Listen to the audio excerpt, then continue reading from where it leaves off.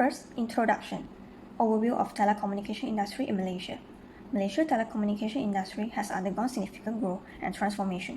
Its shift from outdated 2G networks to advanced 4G LTE networks and the ongoing implementation of 5G technology. It played a crucial role in driving digital connectivity and economic development in the country. The key players of Malaysian telecommunications sector include Telekom Malaysia TM, Celcom, Maxis, Digi, and U-Mobile. The industry focus is on enhancing connectivity, expanding network coverage, and providing cost-effective and reliable internet services. Next, company background of Celcom.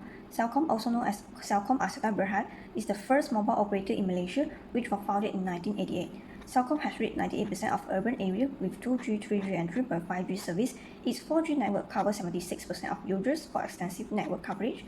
In addition to mobile voice and data services, including prepaid and postpaid plans, Celcom offers value-added service such as mobile data, SMS, MMS, and roaming services. Vast network infrastructure throughout Malaysia, utilizing 2G, 3G, and 4G LTE technologies. Example of Celcom awards included honor for its digital initiative, customer service, network quality, and also commitment to delivering high-quality service to its customer. Now, I will continue with company background of Maxis. Maxis was established in 1993. It's one of the leading telecommunication company in Malaysia. It provides mobile broadband services and offers both prepaid and postpaid subscriptions for voice and data on mobile phones. Maxis also offers various value-added services, including mobile data, content services, international roaming, and digital entertainment. Maxis takes pride in having the fastest 4G LTE network in Malaysia and remains committed to staying ahead of the competition by investing in cutting-edge technologies, including high-speed advanced fiber and a 5G network. My name is Muhammad Al-Fifki. My matrix number is 28877, and I'm going to present about types of benefits offered by Celcom. There are two types of benefits offered, which are legally required benefits and discretionary benefits. There are two components in the legally required benefits, which are Employee Provident Fund (EPF) and Social Security Organisation (SOCSO). For EPF, the employer contributes 12% based on monthly salary, and the employee contributes 11% based on monthly salary. For SOCSO, employer contributes RM70 and employee contributes RM20. There are various types of discretionary benefits offered by Celcom. For example, there are various types of allowance, protection program in the form of insurance, various types of leave, and other benefits including annual bonuses and death benefits. That's all from me. Thank you. Hello and hi everyone. My name is Noshazwa Shahira binti Mamarazi and my matric number is 2800315. So I will explain about the types of employee benefits. There are two types of employee benefits, which is legally required benefits and discretionary benefits. And I will explain more about the employee benefits given to Maxis employee. For legally required benefit, there are two benefits under it, which is EPF and SOCSO. We're pretty sure that EPF and SOCSO are the most common benefits that provided by all private companies outside there. Next, for discretionary benefit, there are four different types of benefit on it. First is allowance. Maxis provides mobile phone bills and handphone allowance for their employee. The second benefit is under protection program. It includes dental, optical, and insurance benefits. The third one is leave benefits, which is annual leave, medical leave, paternity leave, maternity leave, festival leave, replacement leave, and wellness leave. And last but not least, the other benefit that provides by Maxis company to their employee are annual bonus, reward, COVID-19 kit, gym membership, health screening, outpatient, and hospitalization. So that's all for Maxis employee benefits. Call me Levin. Right now I want to discuss about the comparison about the two sectors, which is the telecommunication sector, which is comparison between Celcom sector and Maxis sector in the discretionary benefits. So from the table that already shows, allowance such as car allowance, petrol card, mobile phone bills, and handphone allowance will be provided by Celcom company, but Maxis company provided mobile phone bill and handphone allowance only, while car allowance and petrol card are not provided. Maxis provide a total of 500 ringgit only rebate for the employees' phone and the data service of their telco to their employees.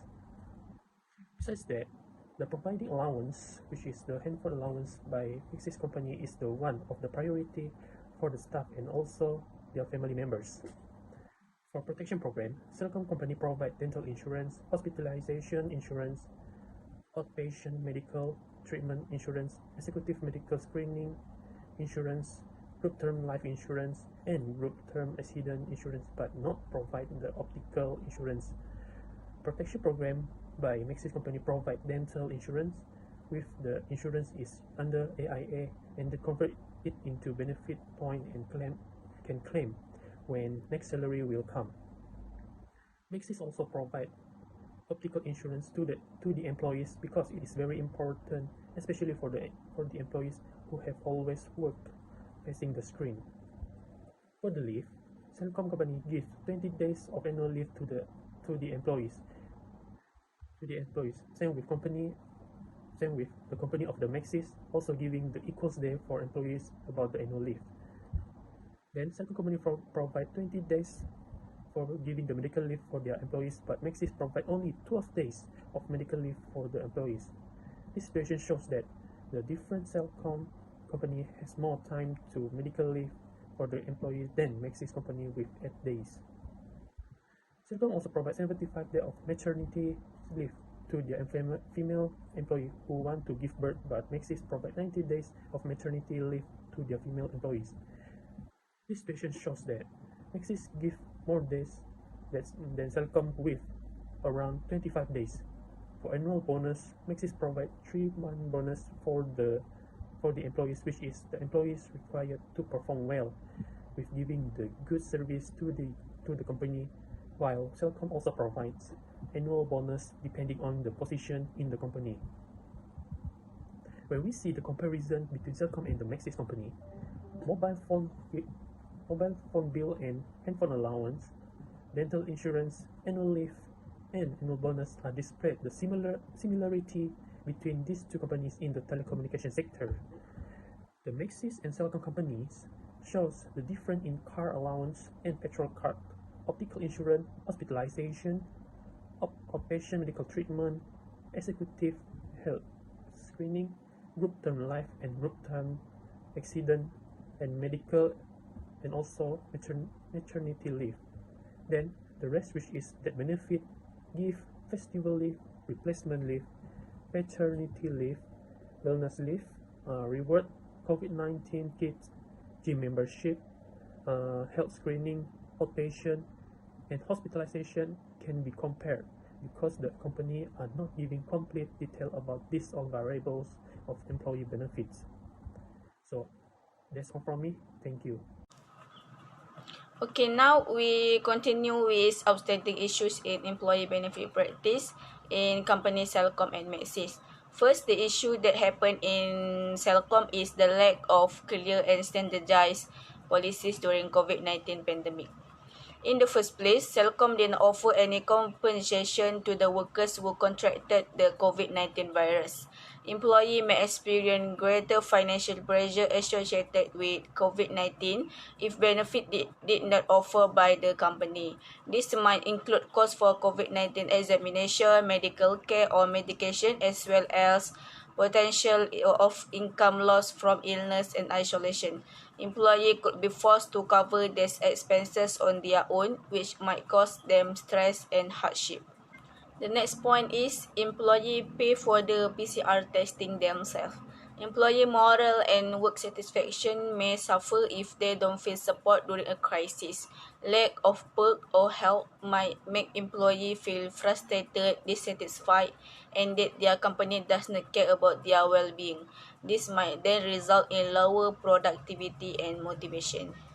Celcom also did not offer the staff free swab testing, test kit, face mask, or other similar supplies. Without enough coverage, workers could be less likely to get the essential medical care such as COVID-19 testing or treatment. This might enhance the likelihood that the virus will spread throughout the office and the largest community. Employees who are sick and cannot afford to get the treatment they need could keep working, thereby putting themselves and others at risk. The issues that happen in company Maxis is lack of education and training. First and foremost, Maxis did not provide tuition reimbursement program to their workers. This might include undergraduate or graduate degrees, specialized training or certification program. Employer provide tuition reimbursement so that workers can extend their education and develop skill necessary for their employment. As a result, the workforce could become more knowledgeable and skilled, able to take on new responsibilities and continue to grow and success of the business. Next is, Maxis did not offer online courses and e-learning to their workers. One of the key advantages of e-learning is the flexibility it offers. For those who are working professional or have other commitment, taking online courses gives them freedom to learn at their own pace and on their own schedule. And last, internal training was not provided.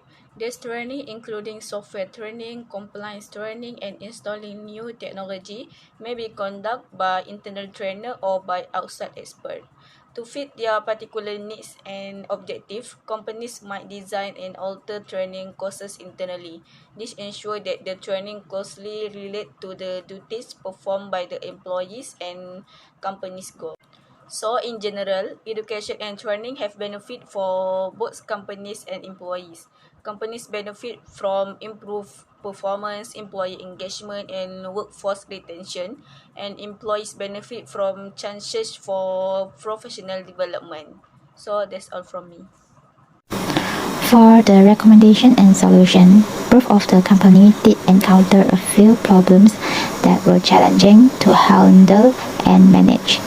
First is expanding and shifting. According to those we spoke with, the pandemic has taken a toll on their employees as well as their business, resulting in decreased productivity and employee retention, increased absenteeism, and declining mental health. Next is compile comprehensive and systematic health data. Health data is crucial for providing the best healthcare response as well as to understand and respond to transmission of infection. Lastly, having an employee training program is also important in both companies. Programs for training employees help them gain the knowledge and skill they need to keep up with the various changes occurring in the industry. That's all from me. Thank you. Conclusion, Celcom established more earlier than Maxis in Malaysia, which is 1988 versus 1993. Both of the company implement 2G, 3G, 4G LTE network in Malaysia.